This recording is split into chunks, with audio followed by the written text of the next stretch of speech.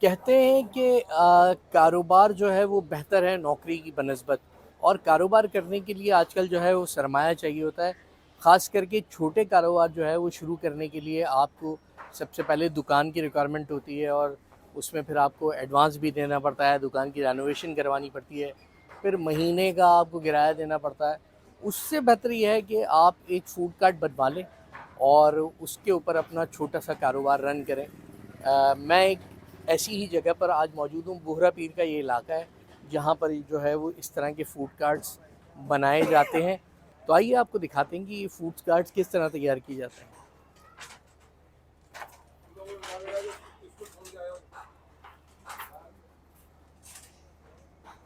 नाम बिलाल है और मैं कारपेंटर का काम करता हूँ। कारपेंटर ये ठेले वगैरह जो बनते हैं ना, रेड़ियाँ वगैरह या बर्गर वगैरह, पान वगैरह के केबिन, फालूदे के, समझ लो कि जो भी खाने पीने की अशिया है, बिरयानी, फालूदा, आइसक्रीम वगैरह वगैरह, ये सारी चीज़ों के तकरीबन ठेले, स्टॉल्स, काउंटर, ये सारी चीज़ों का काम होता था। तमाम काम होता है हमारे पास।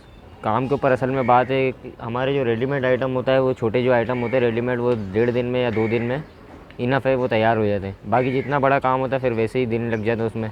किसी किसी काम में 3 दिन, 4 दिन, 5 दिन, किसी किसी काम में पूरा पूरा हफ्ता भी लग जाता है। ऐसे भी काम आता है इसमें पूरा पूरा महीना भी लग जाता है। मेरे को तकरीबन सर ये काम करते हुए 13 साल हो गए। तकरीबन मेरी 10 साल उम्र थी जब से मैंने ये काम स्टार्ट करा। स्टडी मैं करता था, स्कूल पढ़ता था उस टाइम पे, तो हमारे घर के बिल्कुल ही पीछे मार्केट भी थी पूरी ठेले की। वहीं पर ही शौक़ भी था ऐसे कि ऐसे ही घूमते फिरते रहते, तो वहीं पर ही जाके मैं बैठने लग गया एक दुकान पे। तो उस दुकानदार ने जो है वो छोटे से मोटे काम लेने लग गया मेरे से। इसी तरीके से शौक़ पैदा हुआ। तो फिर ये है कि स्कूल भी पढ़ते रहे और काम भी करते रहे, लेकिन फिर बहुत मुश्किल हो गया था पढ़ना और फिर काम करना। और फिर मामलात भी कुछ ऐसे थे, मतलब आले गुर्बत इतना था, इसी वजह से पढ़ाई छोड़नी पड़ी और काम में आना पड़ा प्रॉपर तरीके से। शौक़ था, अब जो है वो समझ लो कि ज़िम्मेदारी और काम बन गया हमारा एक। हाँ, शौक़ था, अब जो है ना अब तो हमारा काम है।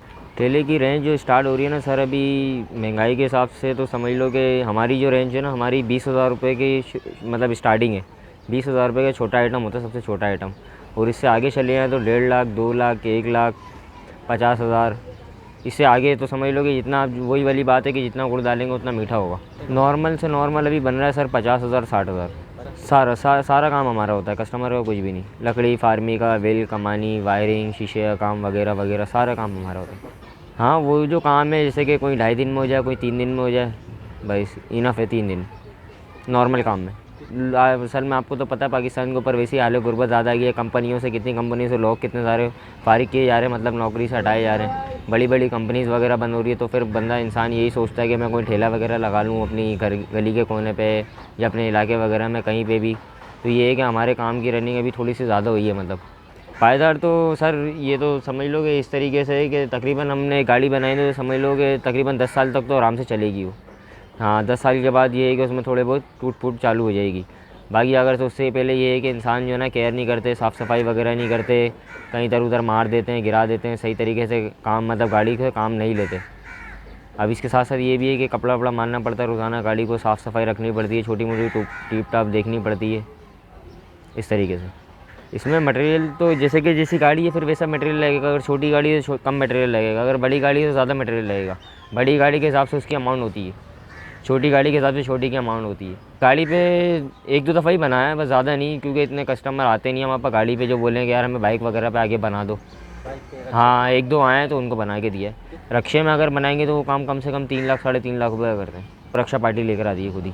जो आजकल चल रहे हैं ना, वो आगे हैवी बाइक लगी हुई है और पीछे मतलब पूरे सुजुकी की तरह डाला होता है, तो उसी के ऊपर ही जो लोकेशन का बताते हैं कि हमें कॉफ़ी का चाहिए, बर्गर का चाहिए या पिज़्ज़ा वगैरह का चाहिए, तो उस हिसाब से हम उसकी लोकेशन के हिसाब से बना देते हैं। कल भी आए थे, हम वापसी रिटर्न ले लेते हैं। उसकी कंडीशन वगैरह देख के, जो भी उसकी कंडीशन होती है ठेले की, उस हिसाब से ले लेते हैं वापसी।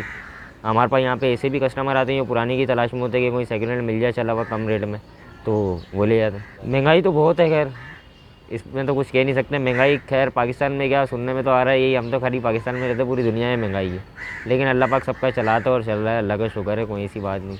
हाँ, मतलब दिल अच्छा होता है, अपने दिल के अंदर मैं सोचता है कि यार ये ठिया मेरा हाथ का बना है और माशाल्लाह से चल रहा है, बंदा इंसान अपनी रोज़ी रोटी कमा रहा है इस पर और अच्छा चल रहा है, और इसी तरीके से देख कर लोग, जैसे कि फूड स्ट्रीट वगैरह पे कहीं पे भी हमारा ठिया लगा हुआ होता है कि लोग कस्टमर पूछते हैं कि यार ये कहाँ से बनवाया, किधर से बनवाया, किससे बनवाया, तो फिर वो आते हैं रिटर्न हमारे पास। ये जगह रंचुलेन का एरिया कहलाता है, चूना भट्टी के नाम से।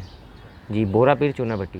कांटेक्ट करना चाहे तो हमारा ये है कि नंबर है, और हमारे नंबर पर कॉल करें, व्हाट्सअप नंबर भी है हमारा, और मैं उसको लोकेशन समझा दूँगा, वो आ जाए हमारी दुकान पे। 10-15 साल में तो समझ लो कि सीन तो खैर ऐसा कुछ हुआ नहीं, लेकिन ये है कि काम मेरे को बड़ा अच्छा लगा। ये किसी और चीज़ की ज़रूरत नहीं पड़ी, क्योंकि इंसान की ज़िंदगी में और भी बहुत सारे मामला आ जाते हैं कि कहीं काम छोड़ने का दिल करता है ये वगैरह, लेकिन इस काम में मेरे को ये ज़रूरत पड़ी ही नहीं है अभी तक कि मैं ये काम छोड़ूँ। दिल भी नहीं चाहता, और दूसरी बात जॉब वगैरह में इतनी कोई सैलरियाँ है भी नहीं कंपनीज़ वगैरह में या फैक्ट्री वगैरह में कहीं पे भी, तो इस वजह से भी दिल नहीं चाहता। और दूसरी बात, ये काम जो है दिल भी लगा हुआ है इस काम में। हाँ, इससे फ़र्क पड़ता है काम पे, ऐसी बात नहीं है। जब केएमसी वाले ज़्यादा एक्शन लेते हैं, आज से तकरीबन 2 साल पहले ईद के दौरान ही इन्होंने तकरीबन पूरा कराची साफ़ करा था। पूरा कराची साफ़ करा तो खैर हमारी मार्केट में तो आए तो ज़्यादा कुछ नहीं, 2-3 आइटम ही यहाँ से लेके गए थे।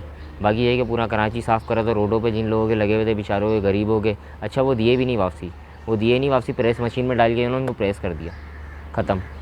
काफ़ी लोगों का काफ़ी नुकसान हुआ था, तो उसके बाद से फिर हमारा काम अच्छा हो गया, क्योंकि लोगों के जिनके जमे हुए थे तो उनको तो वापसी रिटर्न में बनवाने ही थे, तो और हमारा काम अच्छा हो गया पहले से।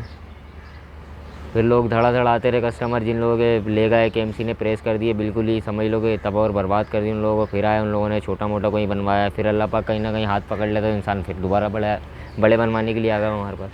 सुबह तकरीबन मेरी टाइमिंग है यहाँ पे 9 बजे आने की, और रात को तकरीबन 11-12 बज जाते हैं। अब इंसान इस टाइम के बीच में क्या करेगा, टाइमिंग इतनी लंबी है। और अल्लाह का शुक्र है कि यहाँ से इतने अमाउंट मतलब मिल जाती है, अर्निंग इतनी हो जाती है, कहीं और जाने की या कुछ और करने की ज़रूरत ही नहीं।